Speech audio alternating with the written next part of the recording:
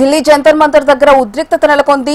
నీట్లో అక్రమాలకు నిరసనగా చలో పార్లమెంటుకు కాక్రోచ్ జనతా పార్టీ పిలుపునిచ్చింది. ఈ నేపథ్యంలో సిజేఏ పార్టీ కార్యకర్తలు పెద్ద ఎత్తున తరలివచ్చారు. కాక్రోచ్ జనతా పార్టీ చేపట్టిన చలో సంసద్ కార్యక్రమానికి పోలీసులు అనుమతి నిరాకరించారు.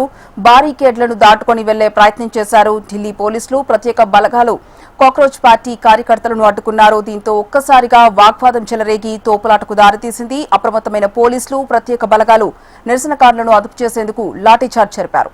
పోలీసులు పలువురు నిరసనకారులను అదుపులోకి తీసుకున్నారు. వెంటనే అప్రమత్తమైన భద్రతా బలగాలు సిజేఏ కార్యకర్తలను అడ్డుకున్నారు. నిరసనకారులపై భద్రతా బలగాలు లాఠీచార్జ్ చేసి పార్లమెంటుకు వెళ్లకుండా అడ్డుకున్నారు.